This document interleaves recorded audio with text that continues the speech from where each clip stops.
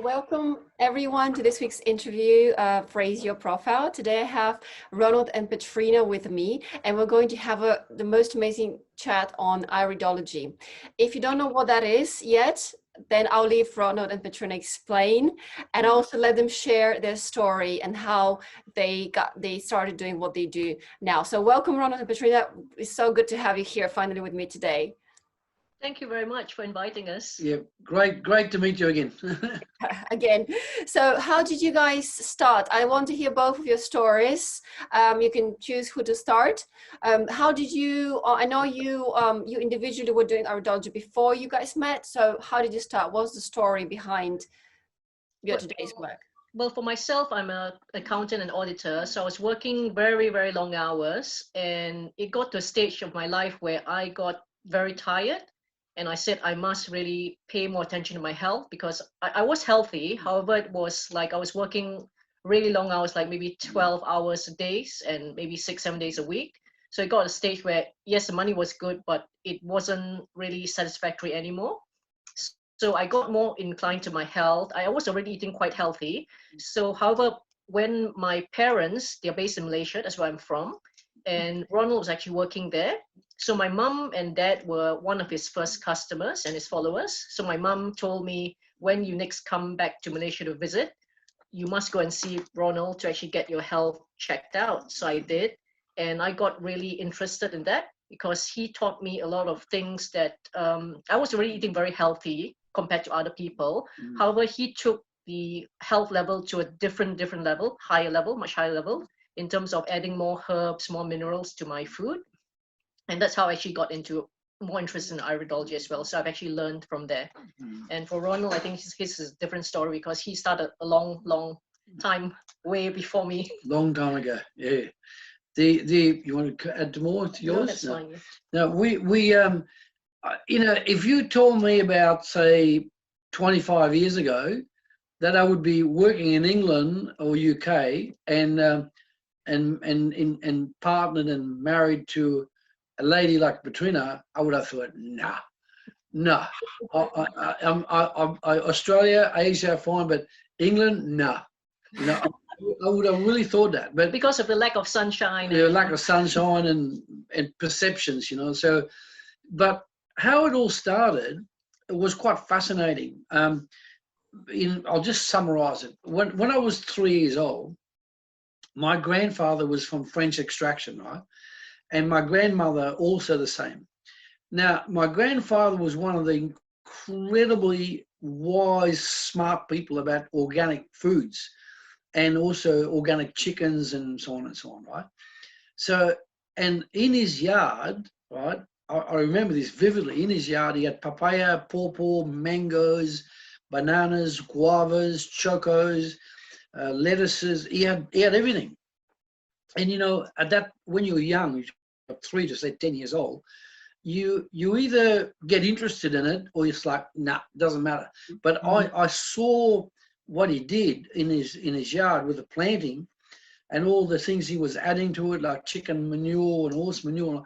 And I thought, this is interesting stuff, right? And he was also taking me to the markets where they were selling fresh food. But then I would look at that food and I would look at his food and I realized there was a big difference, right? His food was alive, absolutely alive, right? So I thought, I got interested in it. And it was about 38 cousins in our family, big families, you know, my mum, dad, and all, 38 cousins all up. Some of them are 8, 9 people in the same family, right? So, but the remarkable bit is that my grandfather must have sensed something about me. He picked me out of 38 cousins who were, you know, in the roundabouts. He picked me and he said, Ronald, you're gonna be really, really switched on with what I'm going to teach you. And I was quite amazed that he picked me because some of the other ones were seen as smart, older, whatever. And I thought, yep, I'll go with this. And so every day when I'd come home from school, I'd go and see him. I'd go and visit him next door. He was living next to us, right? I'd go and see him and I'd help him in the garden. And I learned an enormous amount about chickens and so on. And one of the things he taught me, why eggs are so much better is when they're fertilized. right? And what do you mean by that? He said he had about 80 chickens, right, females, and he had 12 roosters, 12, right?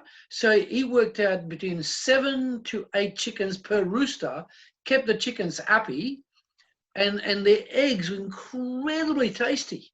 I remember the taste, like, it's not like the eggs you get today, right? These were like properly managed, and he was feeding them grains and wheat and rice cooked. He really cared for them. So every time we would feel so a bit unwell, Grandma would make like a chicken soup. She'd make a fresh egg salad, and she would add the chocos, the tomatoes, the cucumbers with the skin on. And I just learned and I learned and I learned. Little did I know that I would eventually be like a world author eventually, and I'd be working in about 23 countries on this subject, right? So anyway, that was where I started nutrition, and then at that point I studied all the top nutritionists that were around. Pahova Arola, Little Old Cordell, Adele Davis, Lady Salento, all of those. I bought their books, and I met some of them, and I read them, and I just learned the next level.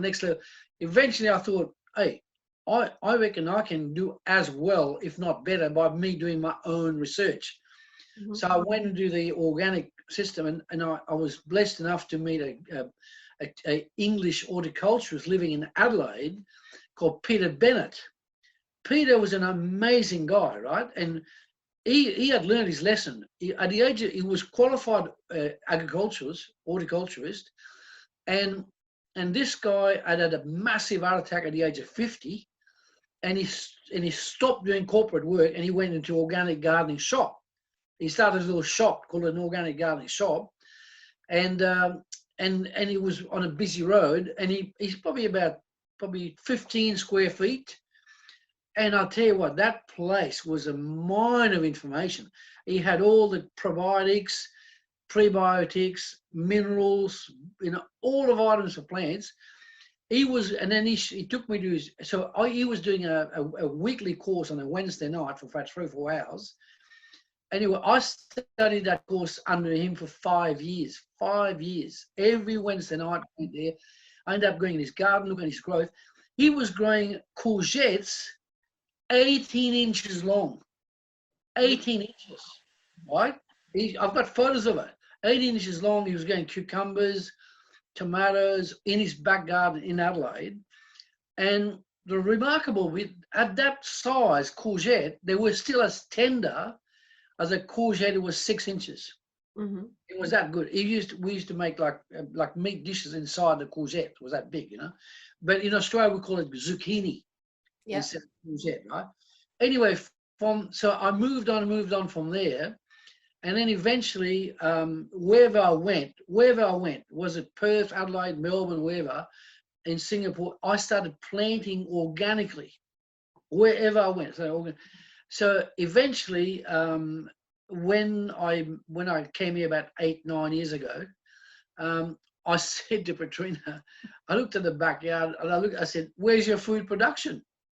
It was mainly lawn and lots of dandelions, to be fair. Yeah. There was 2 acacia trees and 2 bamboo trees. I said, "Where's your food production?" And she looked at me, she said, "What are you talking about? I work 6.5 days a week." She said, "I don't have time for this." Right? I said, "Well, sack your gardener." Yeah, she had a gardener come every 6 weeks. "Sack your gardener, I'll do everything."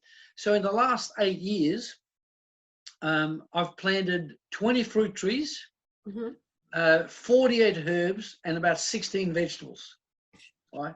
And you look in the garden, it's just green in the back, absolutely green, right? Now, the good thing about it is that when I started with 3 pots. So that was giving us food for about, say, a month, 2 months, a year. And I thought, no, I'm not happy with that. I want to push the system that I create so that it would provide food for 11 months or 12 months, right? And in the last 3 years, we managed to get it to 11 months. And then last year, we invested into a small glass house, about 5-6 feet by about 4 feet. and that has been a huge additional, because now we're going in winter as well, so we can go all of that. So what actually happened is that how we went from there in the iridology in 1976. Okay, 1976, my back was playing up. I was 30 years old. He used to be in the army, Used so to be he in the was army. jumping out of helicopters, huge parachutes and backpacks. Backpacks and all. So my lower back was quite sore. So anyway, I ended up being invited to visit a chiropractor called Tony Human in Adelaide. And already I'd had a background of about 46, about 30 years in nutrition already. So when he met me, remember he's a chiropractor, right? So when just to be clear, so for 30 years you had background in nutrition, and then Iridology. Okay. Yeah. Just about every branch of nutrition. You're talking about prebiotics, probiotics, vitamins, minerals, proteins, carbohydrates, fats. I did it, right? Okay. And I was tuned into it. But as fate would have it, when I went to see this guy, Tony Human, he's a brilliant chiropractor. I was in to see him. Instead of lying me on the couch and manipulating and testing me, he said, "Open your eyes." And I went, "What?" What does that happen? I was 30 and I was very alert. Yeah. And he said, "Open your eyes." I said, "Okay." He said, "Close this one." So I went like that. And he got his magnifying glass and he looked in his right eye and he's muttering away, you know, and then he went to the left eye, and then he went to his drawer and he kept He had a chart he like had a this, chart like this. which was in black and white. It was black and white in those days. It was black and white, you know. He had a chart like this. This is 1976. Put it up for everyone to see it. Yeah. Here Here it is. chart. Okay. Right and left. We'll go and do it a bit more in a minute, right? Yeah. So and that chart at the time was black and white, and he had it hidden in the drawer. I don't know why, but maybe he didn't want me to know it, so what he was doing. But I was so curious because he kept opening the drawer, looking at it, and then going back and forth, right?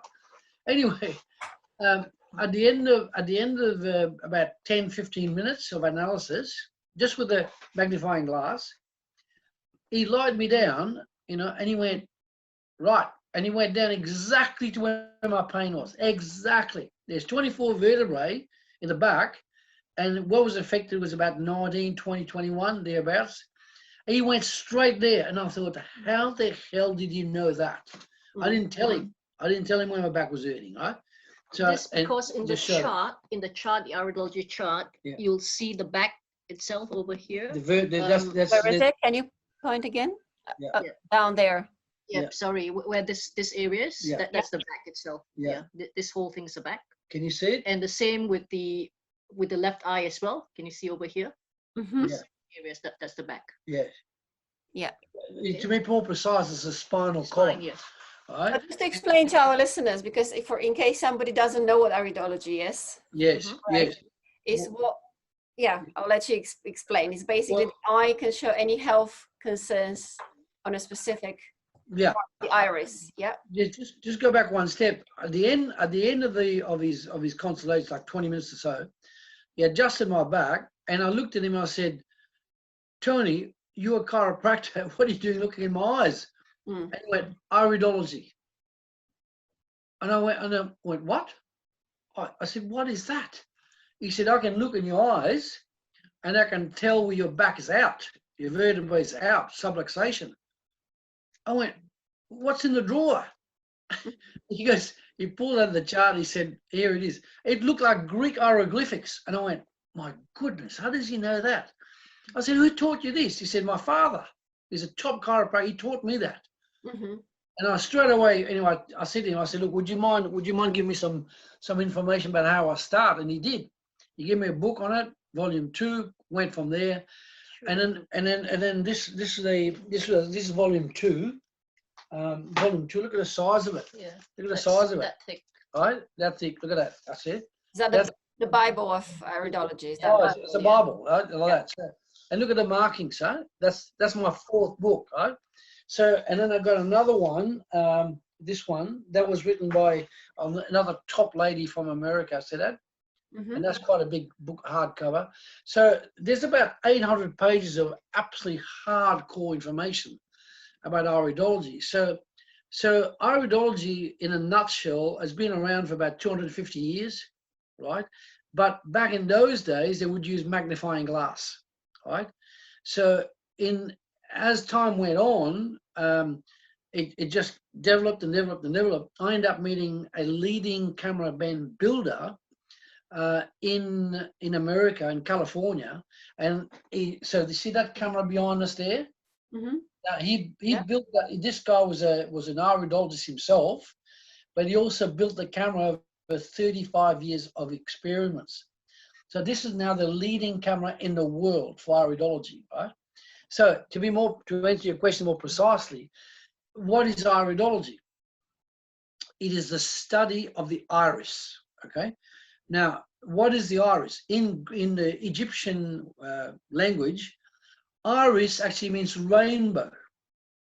So the Egyptians were quite advanced in health. I didn't know that. Okay. They were very advanced, and so you can see on the hieroglyphics back in their tombs and the catacombs, they had pictures of eyes, right? So they must have had some degree of interest in the iris. And I understand that some of the Egyptians had purple eyes, green eyes, blue eyes, hazel. It was amazing, right? So there's evidence of that, right? So anyway, so they started with the iris. They call it because it was like a rainbow. You see the rainbow of colors, and the eye can be like that. You can have a rainbow of colors, right? In the eye, depends on the person, right? So at that point, I thought, I'm going to study this for about a year. If it makes sense, I'm going to keep going, right? If it doesn't, I'm going to keep going with my nutrition, right? So anyway, I started studying, and the more I studied it, the more I realized that this was incredible science, and approach with the right cameras and the right intelligence, that it would reveal some amazing, absolutely amazing truth about what's happening inside the body, right? So I studied every book I got on it. I studied for about 5 to 10 years. Mm-hmm. Right? So I ended up photographing over 40,000 pairs of eyes. Wow. Like, she stopped counting. We stopped 40,000 counting. was years ago. Yeah, that it was fat. like 40,000 pairs of eyes. Now, 40,000 pairs of eyes. So that's a lot of experience, right? And so what happened is the iridology was a primary analytic tool to actually look at the eye and tell you up to 600 conditions in the eye. 600. 600. Right? Wow. 600. But I reckon there's more. You can see more, right? So what iridology is, I will give you a bit of a summary.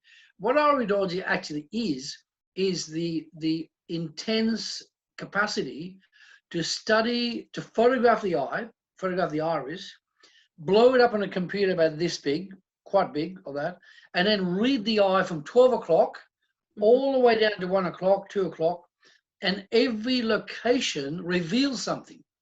Every location, right?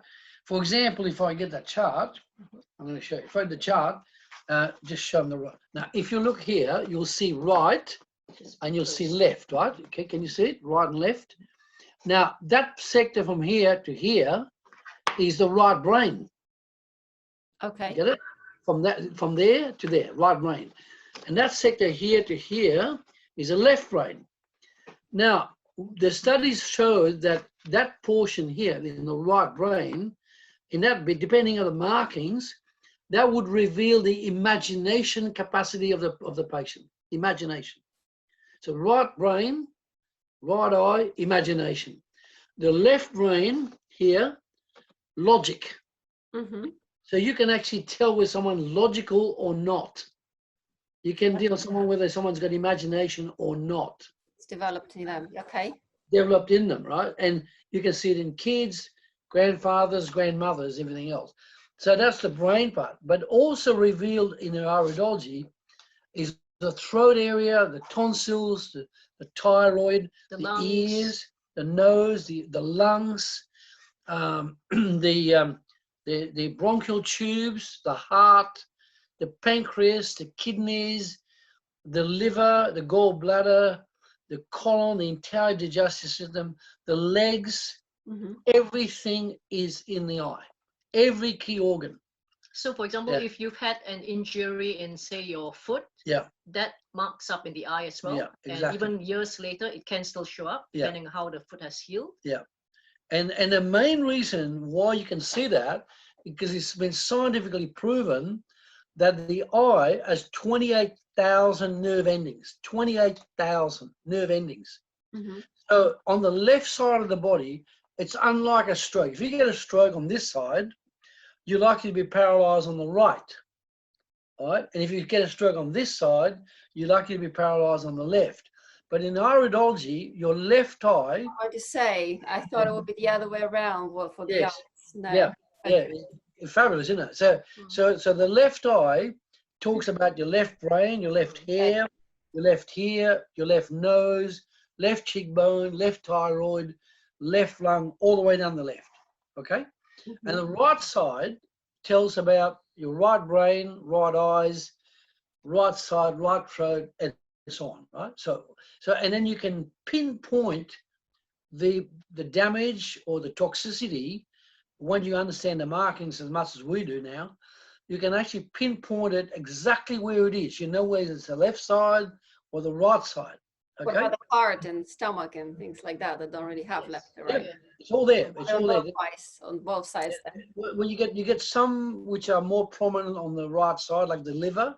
Mm-hmm. The liver's in two parts. So you got the liver on the right side, more prominent, and the smaller liver is on the left side. So you can even tell the toxicity in the left liver or the right liver from the eyes.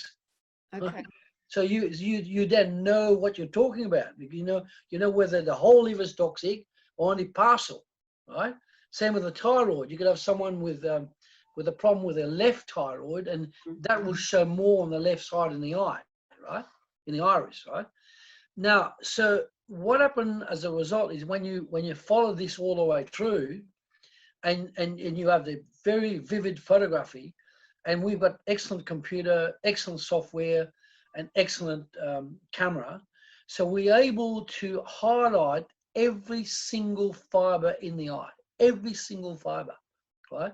And in blue eyes and hazel eyes, we see the fibers much more clearly, right? Now, another thing that's fascinating, it's like when you look at the eyes, you can tell whether the eyes is weak, the actual fabric. It can be acute, subacute, chronic, or degenerative, okay? Now, for example, if your fibers in the eye are straight like that and they're tied to each other, all right, that is equivalent to cotton. Mm-hmm. Now, as you know, cotton is very strong, right? So if the cotton, the weaving is like that, it's very tight. If everything in the fiber in that eye is tight like that, that's what we call a strong constitution, right?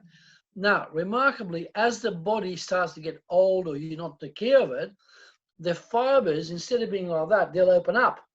Mm-hmm. They'll open up. And then where they open up that's where you see the damage.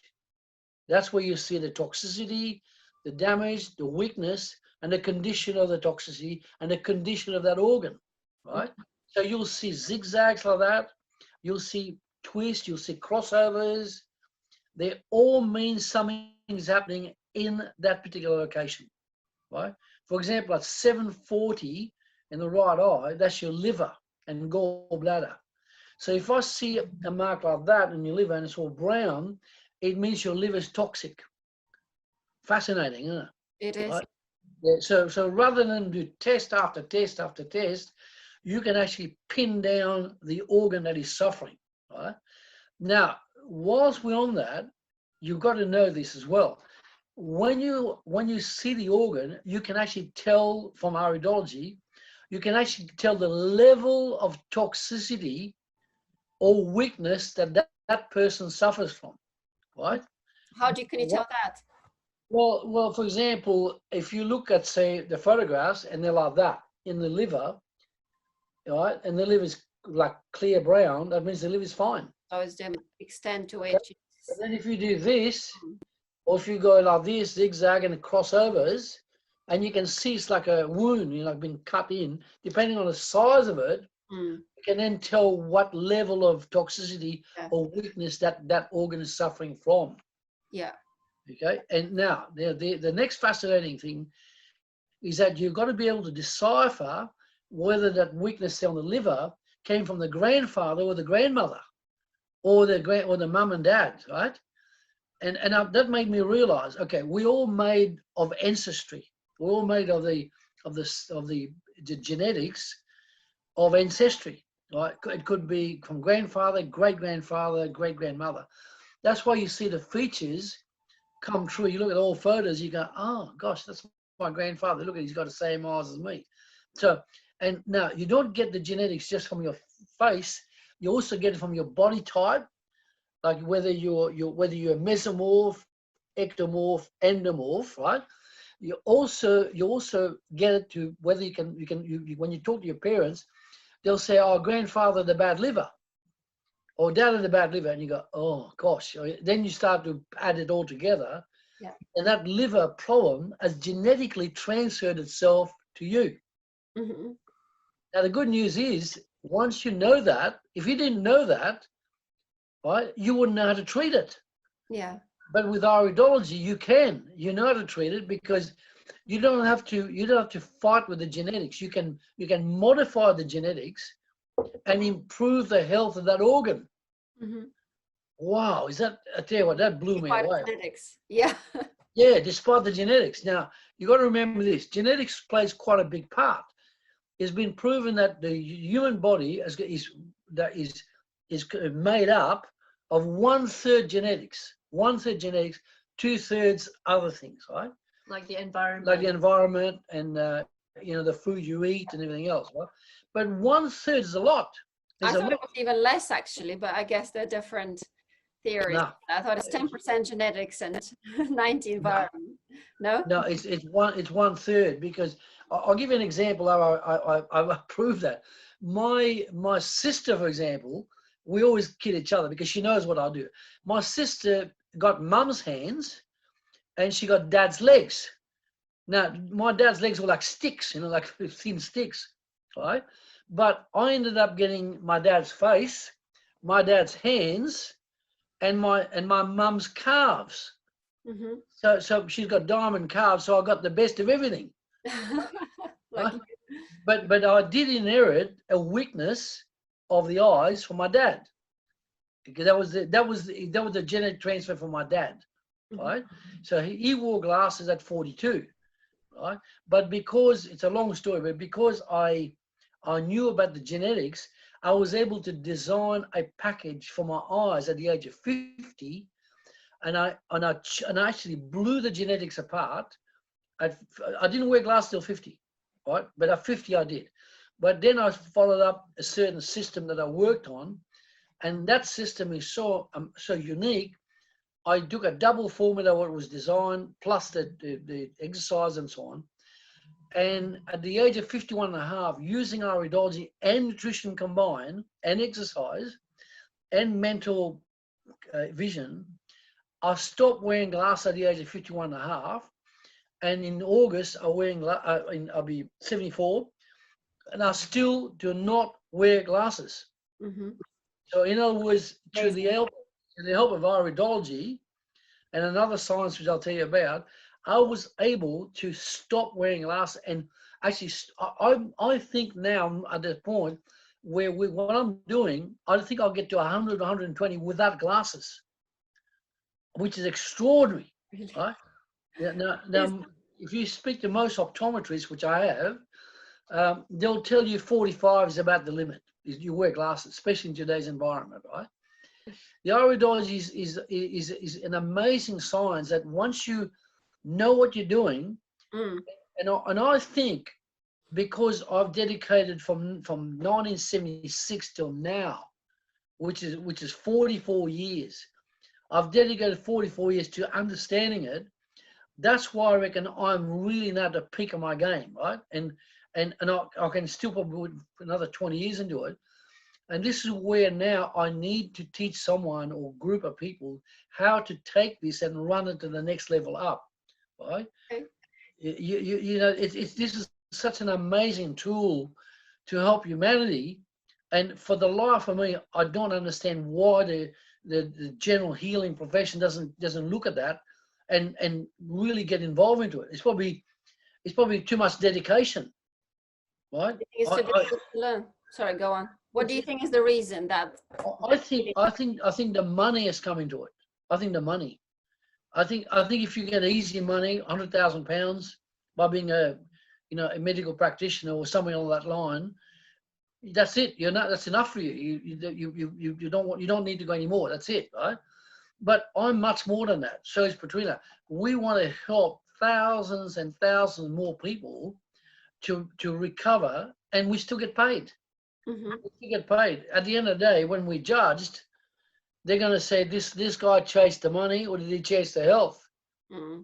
And it's going to be absolutely on the table. We help people for their health and their wellness. Yeah. And that's what you judged on, not on the money. Yeah. Even. You see, you got to be authentic, right? Yeah. And when people meet me, the kids meet me, I see the look on their faces. It's like they're instant rapport. Because, when you're authentic, kids are 6 years old, 7 years old, they pick up on you. They pick up whether you're evil or not. They do, right? Yeah. And that when you look at them and you talk to them, and they have no problem getting their eyes photographed because they trust me. Mm. And within minutes, they trust me. Their family trusts me. We work with that. Now, back to the iridology is that I believe now, Petrina is now been trained for 8 years. So she now understands how it works and the potency of it. Now, I want to give you an example about what happened to her. All right, about probably 10 years ago, I started getting it, and I said to her, if you want to be with this, you have to really follow my advice. Don't jump on the pizzas or the chocolate or whatever, right? She was a bit fond of chocolate, right? And anyway, most women are, So anyway, so I said to her, you've got to follow my advice, and then that's going to pay you big dividends. So, and for about 5 years, she did exactly like that. She ate a good breakfast, the way I taught her, lunch, fruits, vegetables, herbs. And by then we were also eating from the yard, from our own garden, right? And then the acid test came this way. About 3 years back, her school friends, right? She went to school, a very famous school in Malaysia. Her school friends invited us, to come to a Chinese restaurant, a floating Chinese restaurant in London. And it was about 15 of them, 15 to 18. And I'll always remember what happened.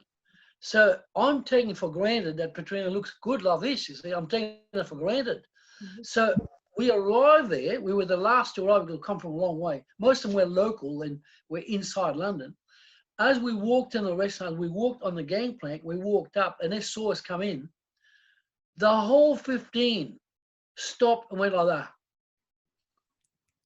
Mm-hmm. And I thought, I know what they're looking at. They're looking at Petrina. They're assessing what Petrina looks like. Yeah. Seeing it. Healthy, yeah. And they hadn't seen, some of them hadn't seen her for 20 years, right? So she was a prefect, so they knew her. So when they sat down, they the same. There's this one lady in particular. She looked at Petrina and said, "Petrina, what is your secret? Right? What is your secret?" And she said, she pointed to me. She said, "Ask him." So the whole conversation went on about iridology. So right? It's about, when you say the secret, is about nutrition then? Is it about once you know what is not right? So the iridology is about knowing what in your body is not right, or emotions, and then nutrition is what helps resolve it. Is that correct? It's more than that. It's more than that. The iridology is a phenomenal tool, right? But without nutrition, it wouldn't work, right? You have to know nutrition. But a lot of iridologists that I've met, right, they're quite good at it. They can take photographs, analyze, but that's where they stop short. They don't understand nutrition fully. They don't actually give the customers the solutions. They'll tell you about the problems, what they've seen in the eyes, but some of the solutions. They'll even tell the customer, go and see a dietitian or go and see a nutritionist, right? Big mistake. I think you've got to be the one that sees the problem and also guides them in nutrition. The other factor that's come around for the last 25 years also is I learned that part from a Chinese physician who was a very capable acupuncturist and knowledge of Chinese medicine. And you remember he told me this when he first was teaching it. He said, he looked at me one day, he knew I was ready. He said to me, Mr. Ronald, the liver is a seat of anger. Mm. And I went, wow. And I looked at him and I said, let me get this right. Because it can be cryptic. Right? I said, let me get this right. Are you telling me that when the liver is angry, it makes you angry? He goes, yes. And when someone is angry, it makes the liver angry. He goes, yes. Mm-hmm. And from that moment on, we were taught the next level. So when the liver's angry, it makes you angry. When you're angry, it makes the liver angry. All right? So when you talk liver, you talk about liver and gallbladder, right? Now, then the pancreas is a seat of sadness. It's a seat of suicide and depression, right? And the eyes, if you have eye problems, very often it's because you're scared of your future. Mm-hmm. Okay, and in the colon, if you've got diarrhea fairly constantly, it means that your frustration in life is high. You might be in a job that you don't like, and you're constantly frustrated because it's not your career in life, it's not your vocation. So you'll get diarrhea quite often, and that's the colon, right? And if you've got back problems, yeah. normally it's chance that you're not feeling supported. Yes. Okay. Yeah. That Yeah. is fascinating. So if you've got back problems, it could be a lack of money, or lack of feeling that you lack money. It can also that your partner or your people in your life don't support you. Yeah. Or you feel that they don't support you. Yeah, because your back is your support of your body, right? Without your back, you wouldn't stand, right? Mm. So now, I'll just move forward a bit. Yeah, and I want to hear some stories about how you've helped people. Say, I know you Sure. have stories about cancer and small other serious things. Yes. I would like those shocking stories to hear a few of those as well. Yeah. Well, I'll just tell you. I'll tell you the next up is another science which I worked on as well for the last 25 years. Now we have iridology, which is the eyes, the iris, and then we now have sclerology, Mm-hmm. right, which is the study of the sclera, Yeah. which is the whites of the eyes, right? And I studied that at length as well. So when we photograph the eyes, we're the only people in the world that do a straight shot, and then looking left, looking right, looking up, looking down. Now the sclerology is a study of the whites of the eyes. And what we see there is the capillaries that are blown up, they're twisted, they're broken, and we can add an enormous dimension of the next level of how sick that person is, right? We can tell whether they're smoking, we can tell whether they have headaches from the sclera. Lack of vitamin C. Lack of vitamin C, we can see it, right? And we've got a photo we can show you later of this lady in Malaysia that she used to smoke cigarettes for breakfast and lunch, and breakfast, lunch, and have a cup of coffee. So she smoked all through the day. And then the only meal she had was like a bit of chicken and some greens. Well, the greens, yeah. The greens, yeah. believe it or not, was actually, she claimed it was two vegetables. What the two vegetables was actually peas, Yeah. garden peas, Yeah. and potatoes. Potatoes. Those were two vegetables. Yeah. And her eyes were like a bloodshot tomato. We actually met her in an area which was sort of like a jungle area in Malaysia. Yes. And in the dark, we actually there quite late at night. You could actually see the whites of her eye was actually all red. Yeah. Yeah. It was like if you squash a tomato in her eye. It was, and she was in terrible shape, right? But when we looked at the emotional part, she wasn't going to listen. We could tell she wasn't going to listen. So we didn't want to waste our time. Right? But you got to deal with patients that want to work with you. Of course, right? You can't force them to change. Well, exactly, and they've got to be wise enough and smart enough to pick up that you're smart, you're super smart, right? And that's how it works. So when you ask the question, it's a good question. When you ask about some really tough cases we worked on, yes, I'll give you one of the worst ones. We met a guy about 2.5 years ago. Came from a Caribbean area, lived here, with a massive thyroid tumor, right? Now here, I'm not joking, from here, when he came in, his brother knew us, referred this guy, so he came in, and the tumor was from here, right over his shoulder and past it. Mm-hmm. Imagine it like a rugby ball. Yeah. It was the size like that. He was dying, no doubt about it, he was dying, you know. He'd lost about 45 to 50 pounds in muscular weight, lost all his hair. He'd been to 10 chemotherapies, right? He had 20 more to go. And the elder brother knew that if he went down for the extra dose of chemotherapy, there was a strong chance he was going to die, right?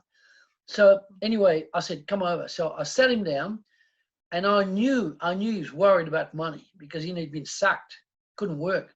Mm-hmm. Anyway, the first thing I said to him, I said, look, before you worry about how you're going to pay me, don't worry about it. I'm going to spend 2 hours or so with you, but what I want you to do is listen to my advice and don't go back to the chemotherapy. Don't. Because I tell you now, you'll be dead man walking. And he just looked at me. So I spent 2 hours doing his eyes, checking it out. And then at the end of 2 hours, I Excuse me. what we call a unique deep tissue detoxification program, right? We used that, and about remarkably, he didn't go back to the chemotherapies, only had 10. Within 8 weeks later, within 3 weeks, we had results already. But 8 weeks, the tumor shrunk by half, which is extraordinary. Shrunk by, it's very super extraordinary. Shrunk by half. And then I applied the next lot of 8 where we applied it, and the tumor shrunk to 1 centimeter. Mm-hmm. 1 centimeter, you could hardly see it, but it was still there. But it wasn't as bad as before, right? Anyway, as fate would have it, I had to travel to Australia, and I met with a guy called Peter Edwards and Peter McDonald.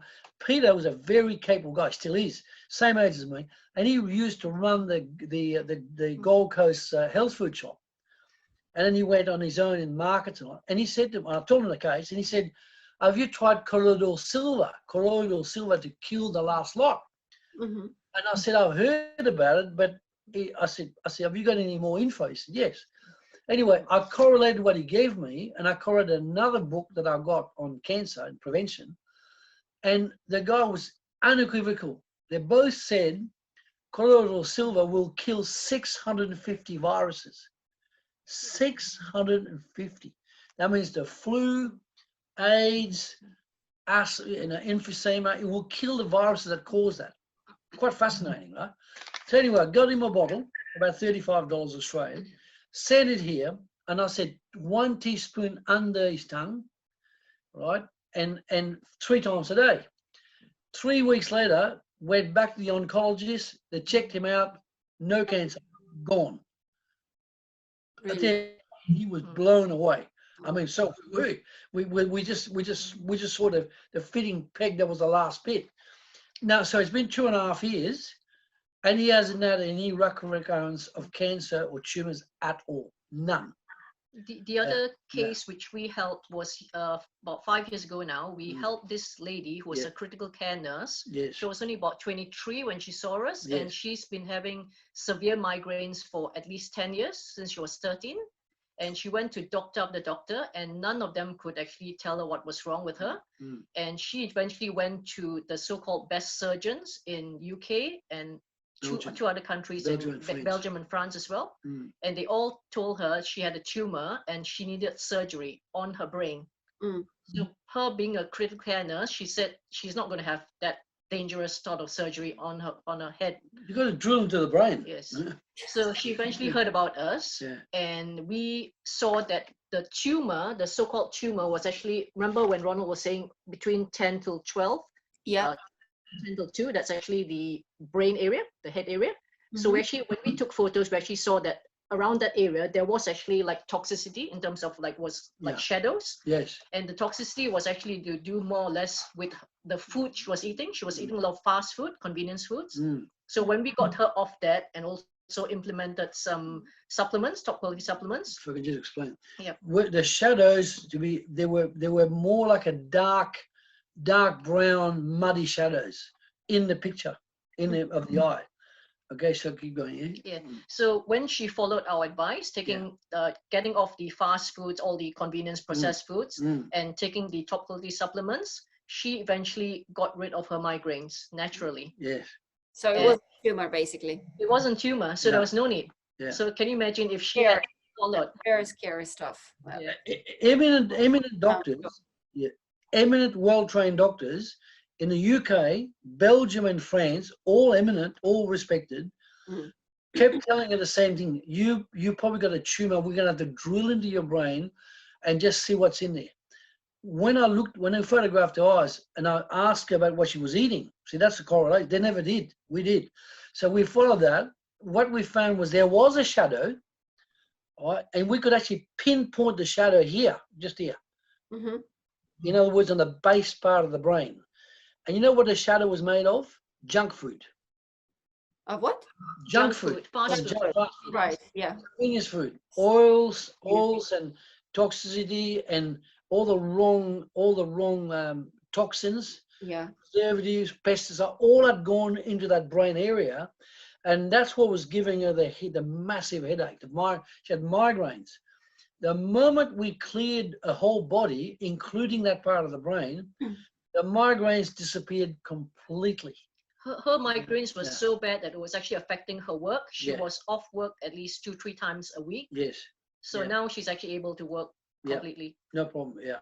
Amazing, isn't it? That's amazing. And obviously she didn't get surgery on her head, which is no operation whatsoever.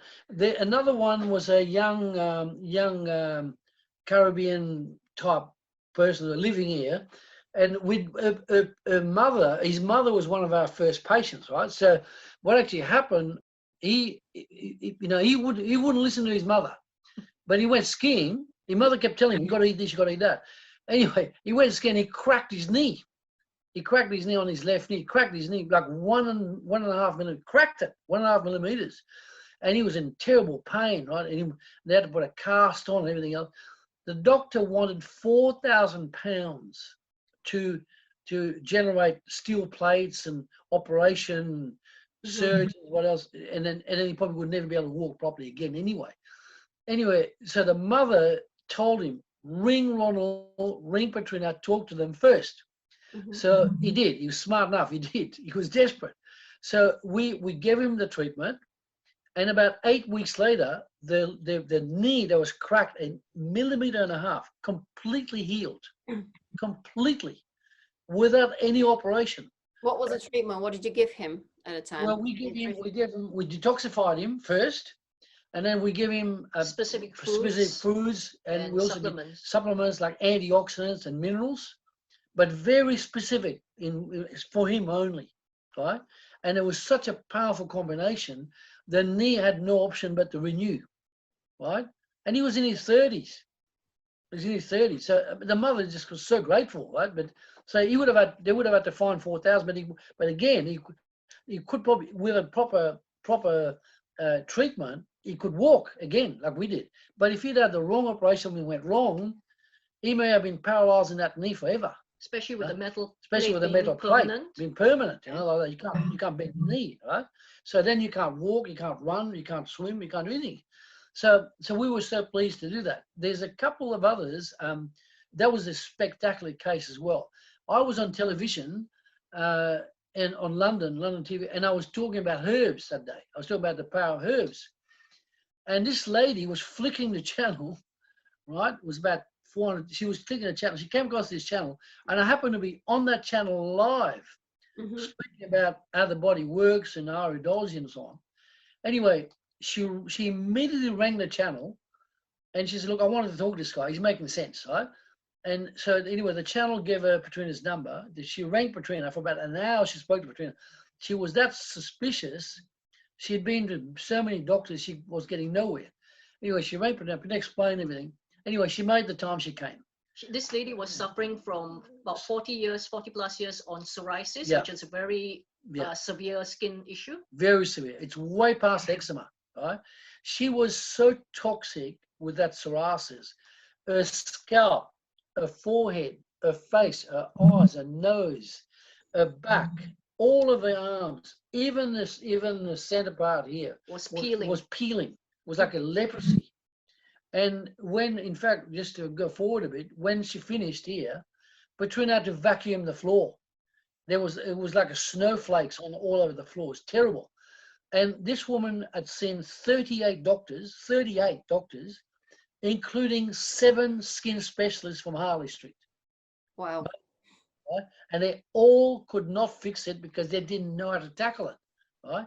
They kept giving all kinds of ointments and medicine and antibiotics or whatever, but we found it.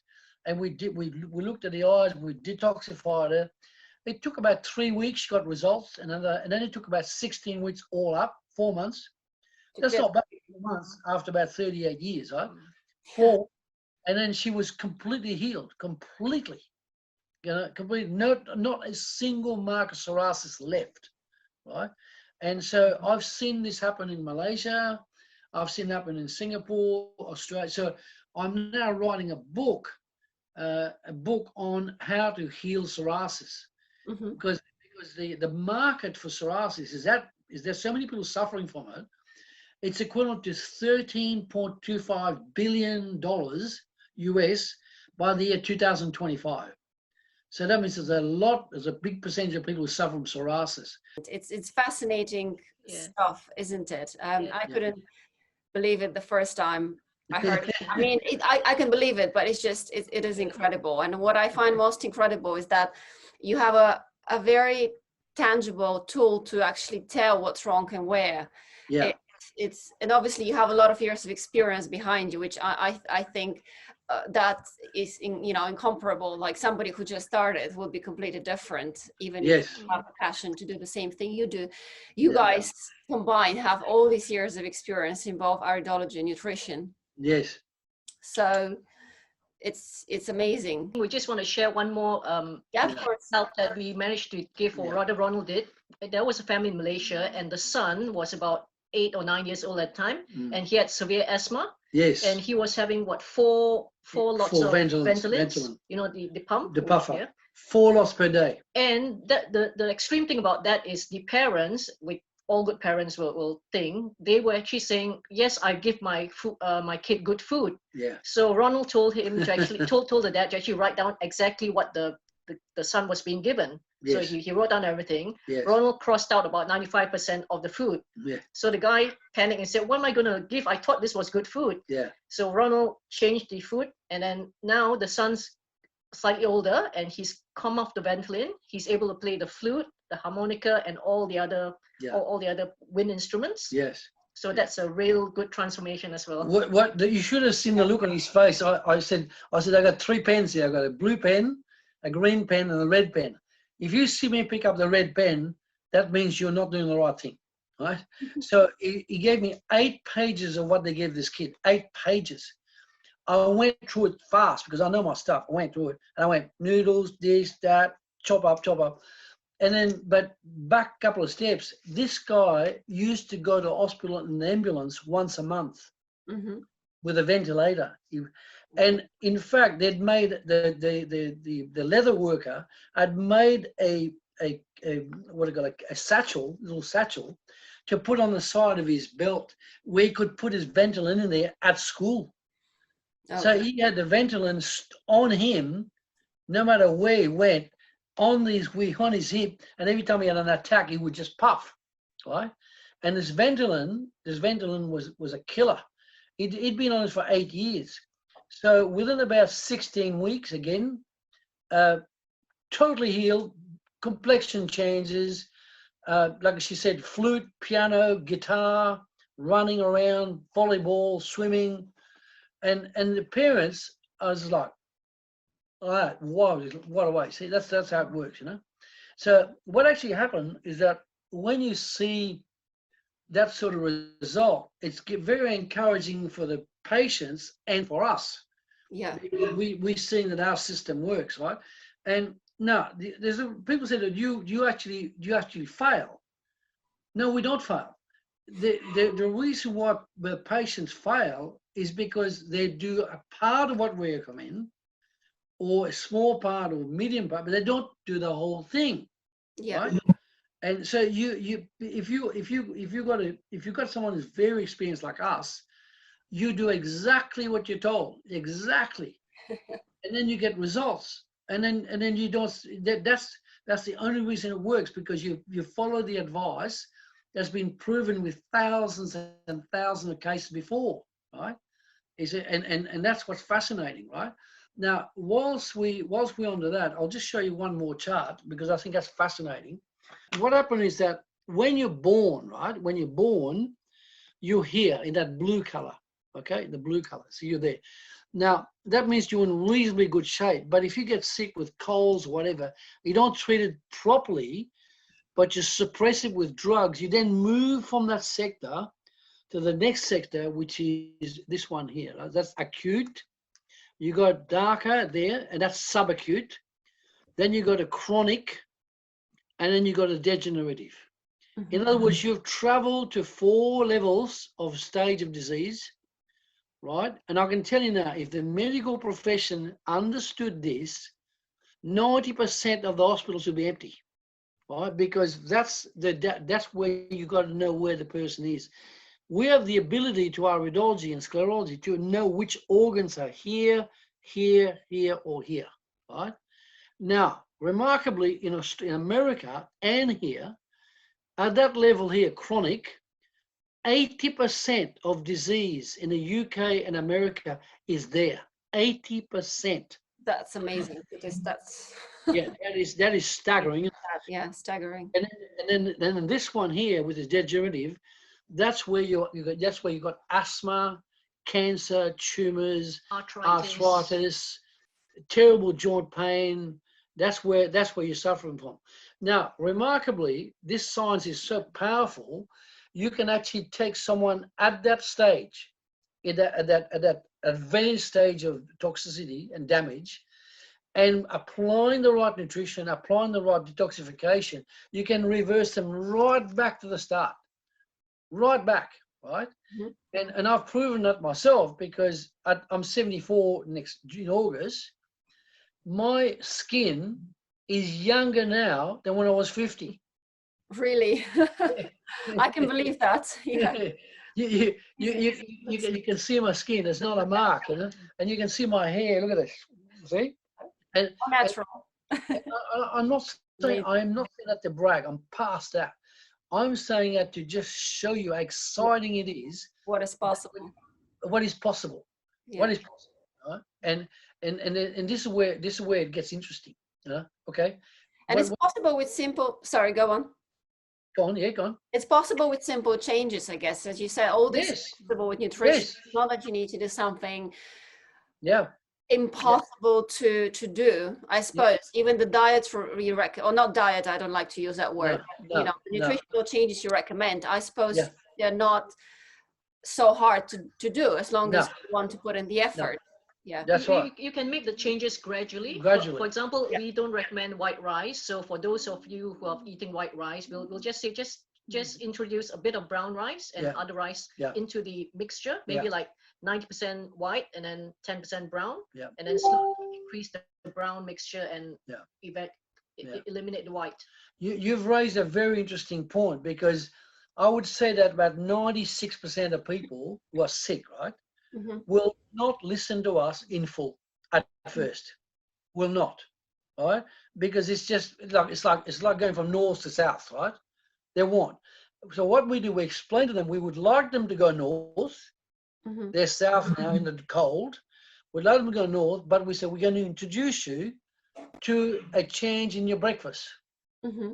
So we start with breakfast, and we design a great breakfast. And then what happened after a few weeks, we go, how are you going? Oh, wow, feeling great, feeling this. And then they say to us, what else do you recommend? That means their mind is now open. Yeah. So then we come in with lunch or dinner, and eventually they ask us about the next stage. Then they ask us about exercise. Then they ask us about water. Then they ask us about drinks. They ask us about cooking equipment.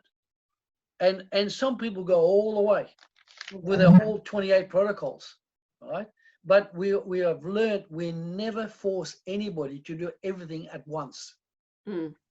That's probably would be too overwhelming, and they would only slip back. So it overwhelms most people, because although they sense and they see that we're very capable, they still want to see results with a step, with 1 or 2 steps. They want to see results. Then you create a new belief and you want more of it. Yeah. And then once they trust us at that point, could be 3 weeks, could be 3 months. Once they trust us, they're unstoppable. Then they bring their family, they bring their kids, sometimes they bring their own doctors. What to do that as well to you. Yeah. All right. Yeah. There you go. Regarding nutrition, you mentioned brown rice or white rice is not great for you, so you recommend brown rice. Correct. What are the other main things that you recommend? The other question will be about, you mentioned frustration, fear, and there's different emotions. So I'll be really interested to know about that mind, body, or emotions and body connection, and the eye, and what else you can see, and how you help fix that as well. Sure. Is it again through nutrition or not? But let's go to the first question first. What are the main nutritional things that you would recommend for across the world rather than for specific issues? Well, what you got to remember is this: if you go back 2,000 years or more, the human race was created from the earth, from the soil of the earth. That's it, soil of the earth. Now, so when you've done as much organic gardening as I have, and all the guys I've dealt with and the women I've dealt with, organic gardening is about understanding the mineralization of the soil, minerals, right? So I worked out, wow, this is interesting. If we were made from the earth of the soil, or the soil of the earth, right? Okay. That means that if we put the right minerals back in the system at any age, we become young again. We become young again. So the nutrition that we work with is we always do that first. If there's a need for detoxification, we always apply deep tissue detoxification the way we teach it first, right? In other words, you're cleaning your toilet first, right? Clean it up first, right? So we clean it up first, and then we bring them on the fibers, and a part of it, fibers, and then antioxidants and minerals, big range of minerals. So they're getting all the key minerals like potassium, phosphorus, magnesium, selenium, molybdenum. We work out what's missing, and we put them on a broad range of quality nutrition, which basically has got a 5-star platinum plus quality, right? And then they get results pretty quick because they're feeding the body all the right nutrition. They get, at that point in time, we then improve their breakfast more, their lunch more, and then we start with the nutrition 3 times a day, right? And then we start applying different types of nutrition, like for them with the rice. Instead of people going from white rice to one rice, we've come up with a system. We put 40% brown rice, 40% red rice, and 20% wild rice. Okay. Can you see the difference all of a sudden? You go from this denatured, polluted, GM modified, rubbish white rice. You're now getting wild rice, brown rice, red rice. Yeah. You change your body from having no B complex vitamins to a complete B complex vitamins. Yeah.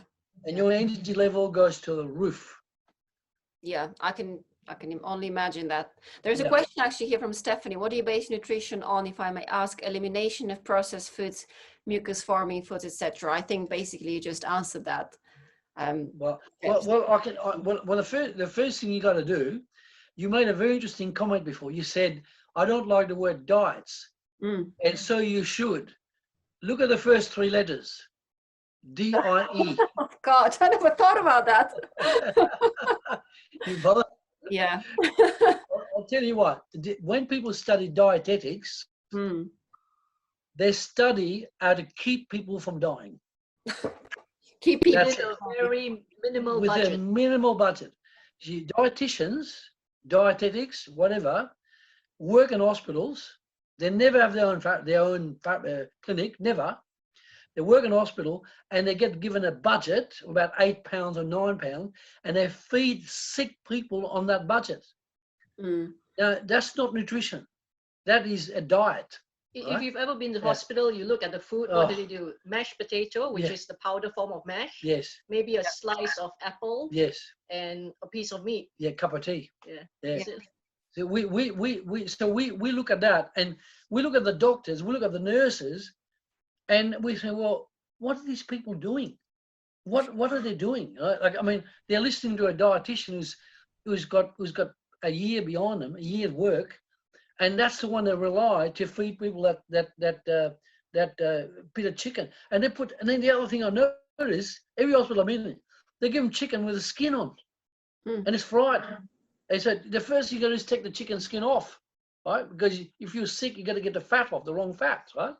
Okay. So the nutrition. The nutrition is the next level. You have to detoxify first, right? And in a way, I can explain this. Well, let's say you've got a house, right? And your house hasn't been cleaned properly for 30 years, and you're what I call a hoarder, right? You've got stuff everywhere, right? Now, if you put 1 or 2 cleaners, that's going to take years to clean up. But if we put, say, 16 cleaners in, right, and they're all given a certain job, like the toilet first, then the bathroom, within a matter of 1 week, your house is sparking clean. That is what we call deep tissue detoxification in the body. Yeah. You don't see it, but you feel it. You see, so it's like if for example, if you go to the toilet, you don't flush your toilet for about a week. What do you think the house is going to be like, right? So some people are 80 years old, right? They've eaten millions and millions, literally millions of food, like a little mini supermarket, and they expect to feel good. They won't. Yeah. You have to put them to this system of deep tissue detoxification. You have to know exactly what to do with them. But they have to do it within their discipline. At their own paces as well. Yeah. That's amazing. Stephanie said, sorry? I can see Philip's partners are going like this. You're seeing the truth, eh? Yeah, okay. Well, are we answering the question? Yeah, that's so. See, Stephanie said it is indeed. That makes sense. Okay, if you have any other questions, please pop them in the chat box, either the Zoom or the Facebook Live. I have one more question, as I mentioned before. What about things such as emotions, trauma, kind of stuff that you see? So all the emotional side of the equation and the mind side of the equation. You said it's related to, let's say, they're relating to certain organs, etc. Do you see them separately? Do you see them together with, say, if you have something wrong with your eyes? Yes. That means you fear for the future. If it's the colons, frustration, etc. And then once you see that, how do you fix that? Or how do you work? Well, that's a really very important question. Very, because you see, if you go to a dietitian, right, for example, or most doctors for that matter, they will never ever talk about your emotion. No. unless they're a really rare bird, right? They will not talk about your emotion. Now, it's very important as part of our healing practice, wellness, that when you analyze the eyes, that you look for the signs of stress. You look for that, okay? And we see that there is a system in the eye.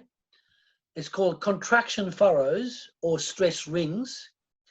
And if you look at the iris, you will see a circle. You'll see a circle of deep furrow, like a digger's dug into the soil. You'll see that circle. Sometimes it's concentric completely. Sometimes it's just at 8 o'clock on the liver or the brain. So, and it can go up to 5 rings, 5 stress rings. And of course, from that point on, you get to know there's a big emotional factor. You get to know it. And then you start asking questions discreetly without harming their mind, right? You then start talking about their family, their support system, their work, how do they feel about it. And I've seen people burst into tears after about 10 minutes because for once in their life, somebody's asked enough questions to find the bottom line. What is the real problem? We've even seen cases for children as young as like 5 years old, and they've got like 3 or 4 stress rings. Yes. And that's probably the case that they might have been bullied in school or something like that. Yes.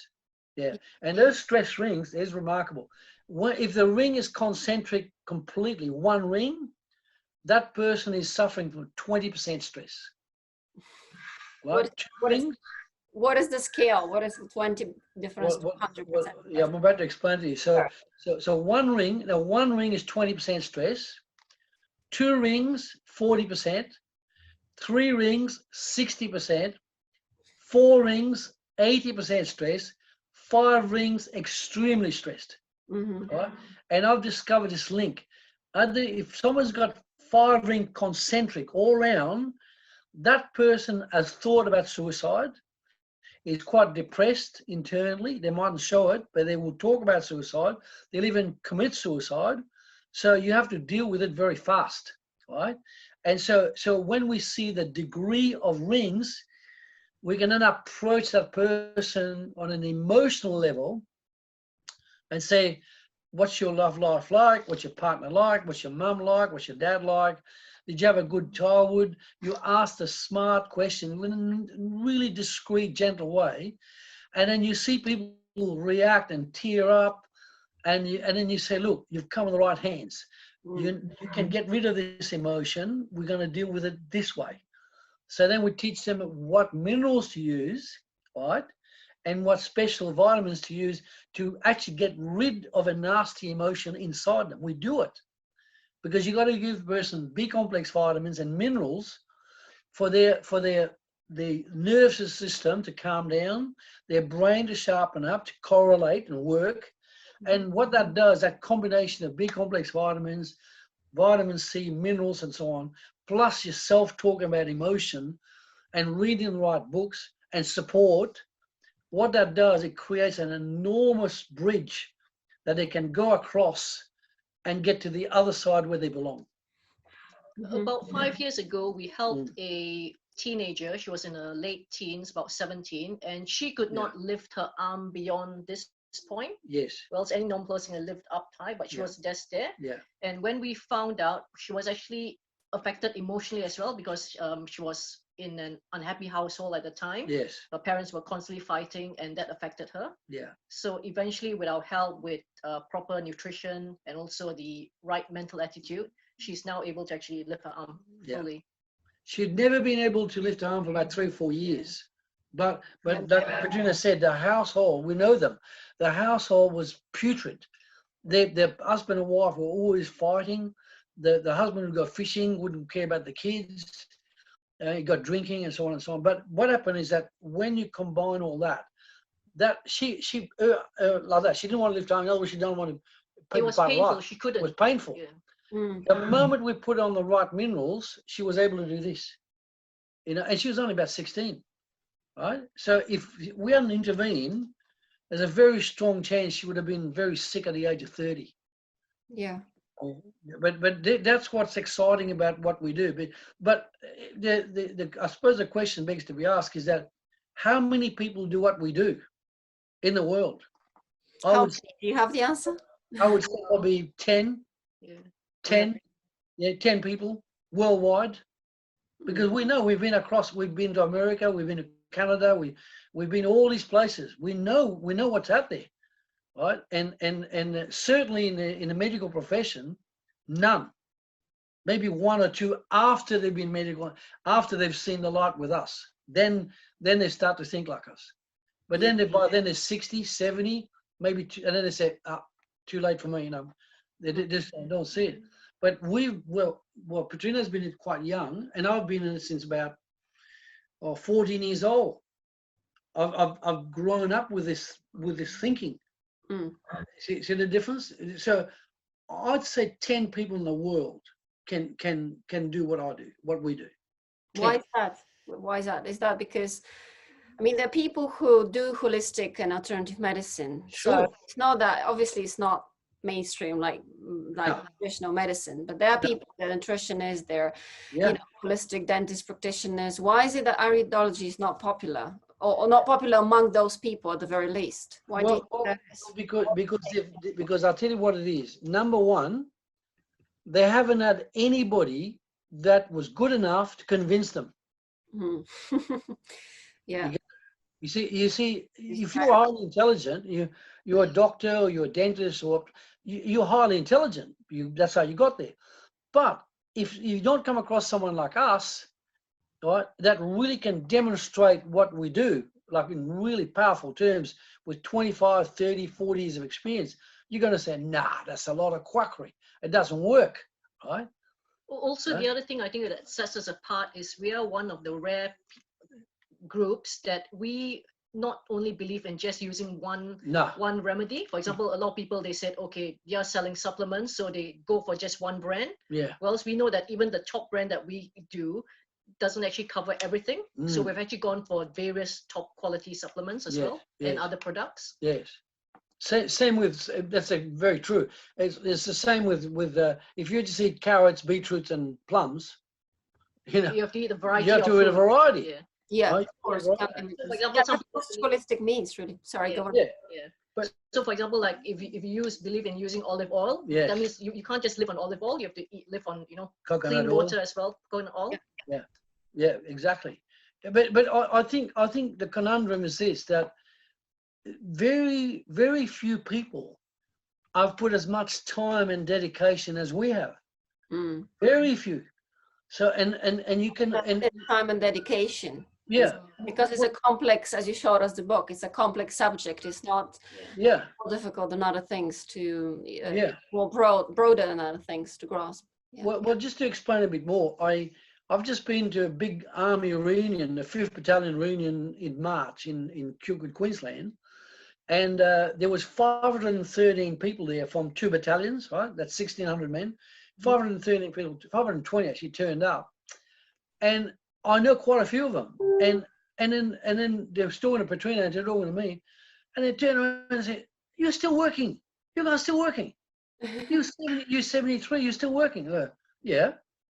Why don't you retire? Get in the caravan, go around Australia, go around the world, enjoy life. I said, "What makes you think we don't enjoy life?" But every one of them was so astonished we're still working. And because they just couldn't understand. They said, "Look, we get this paying for this money. We go in Australia, we go there, we go fishing, we got to." And I said to them, "How many people have you healed?" And it's like, oh.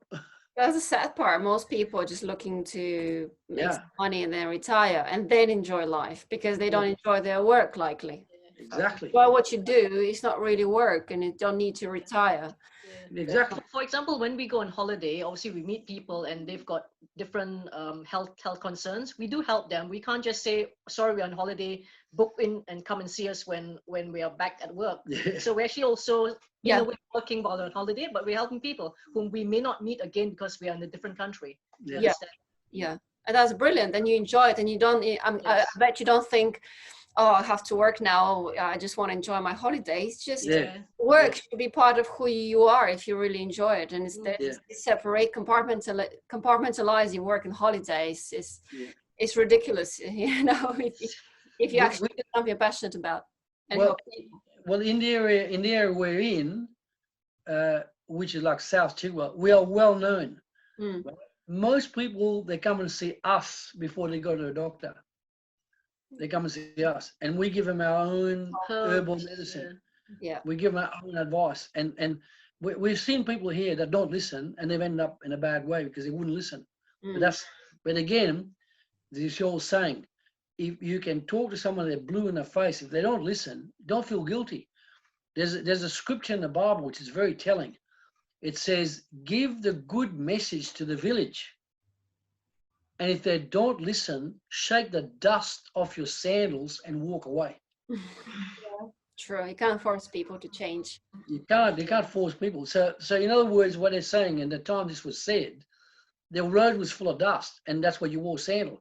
In other words, do the right thing, do as much as you can for someone. But if they don't want to listen, and you see that, just say, "Okay, walk."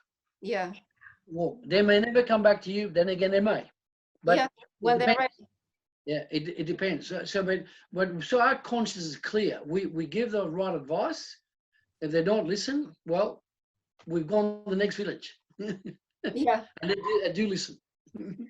Exactly. If they're not ready, they're not going to implement the advice. So what's the point? Exactly. Stephanie says following your passion is never really work. Yeah, absolutely. Okay, guys. What does Stephanie say? Following your Following passion. passion is never work.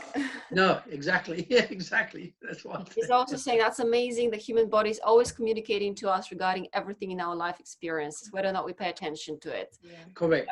Correct. Yeah, Correct. absolutely. Absolutely correct.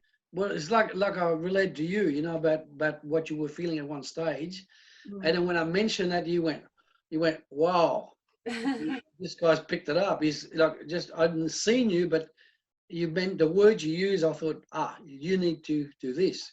See? So Yeah. that's what it's all. But when people come and see us, I'll tell you what, you should see their face after 2 hours. It's like, you know, because we're reading everything inside them. Yeah, so that's quite fascinating. Anyway, anything else? If anybody, my only last question is, if anybody wants to come and see you guys, what's the best way to contact you? What's the procedure? If anybody now listening today wants to contact you, what's the best way to do that? And Yeah, we've got a calendar system, which you can probably type in. It's calendly.com / wellness iridology. So it's CALENDLY.com / wellness iridology, all one word. If you can type it in the video, that'll be great. And they can book in for like a 15-20 minutes chat with us. We will see whether what sort of concerns they have. Yeah. Okay. Yeah. I'll attach that to the end of the video so they can see the link. And anybody who's watching this. I always say that at the end. I hope this has opened your eyes. No pun intended. No pun intended. Yeah. And likewise, if anybody wants to learn this, I guess they can contact you. Definitely. Yeah. Definitely. One thing we need to point out is, you know, we all have boilers. Most of us have cars and vehicles. We have this MOT or boiler checkup or servicing at least once a year. Yeah. So why not give our own bodies a health checkup as well? Yeah. It's important. Yeah. Rather than find out along the way that you've gone wrong. The example you always give is, if you're going on a long journey and you're driving, would you rather have your car checked up, invest in a bit of money to repair it, and go for the long journey, or go for the long journey and hope you don't break down? Yeah, absolutely. You will never do that if you think there might be something wrong. Exactly. You'll never do it with your car, but we do it with our bodies. In other words, don't wait till you get sick. If you start to feel a bit unwell, get yourself looked at, because that's a warning that something's happening. Yeah. Right? Or even you feel well, you never know. It's like when you take your car for servicing or your boiler once a year, you don't know what's going wrong. To give you a very good example, years ago, about 5 years ago, we fortunately decided to upgrade our boiler. And believe it or not, after we decided to upgrade, the day that the engineer was coming to install the boiler, our old boiler, which we thought was still working, but we know it was old, so we need to upgrade it, that boiler broke down, and it was the middle of winter. So we are just so thankful we actually changed it before it broke down, although there was nothing wrong with it that we could see. So I couldn't believe it. The boiler broke down the night before. No, the day before the boiler repairer came, or the new one. Quite amazing. Yeah, exactly. So that's a great metaphor, a great analogy. So guys, whoever's watching this, don't wait until something really bad happens. Just have a checkup on your body. Yeah. Your mind, whatever is going wrong, just have a checkup now. So we'll include the contact details at the end of this video so anybody can contact you.